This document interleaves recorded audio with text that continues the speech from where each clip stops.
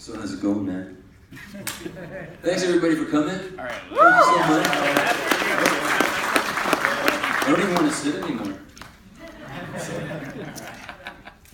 So, are you passing the mic around? Definitely. Questions? Yeah, sure. Dude. We can share a mic and you can pass that around. Whatever. All right. So, Fran, Yes. tell us about how you even got here. How did you come up with the concept? Yeah. And get to the point where you wanted to make this film? Sure. I've done several documentaries in the past, usually for record labels. Like if you buy a record, I don't know about anymore, but the past 5 or 6 years, you would get a DVD accompaniment with it, which is a making of the album. So I did some for Nickelback, Stain, Slipknot, over to Seether. Nobody's special. Nobody's special. Some decent band, not Bon Jovi yet, but you'll put in the word for me, I'm sure. Yeah, I don't have time. So I've done a bunch of those before in the past, and I also tour as a touring videographer for some of our artists. And one of the guys in the film, Jason Hook, who's in Five Finger Death Punch, they coerced me out of touring. I was taking a break, and I get an email from the other guitar player, Zoltan. I was like, we get a video guy, we're here, you're the dude, do you want to come out? And I said no. And he pestered me for about 3 or 4 months till the money was too good to turn down. So I was like, okay, I'll do the summer tour with you guys. And their singer's a maniac.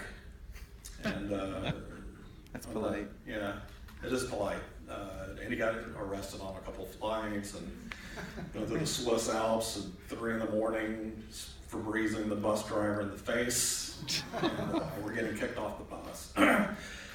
So by the time we got to Singapore, I'm sitting on the bus with Jason. I'm like, man, don't take any offense to this, but I can't wait to get the fuck out of here. And I'm never going to tour with you guys again. This is it.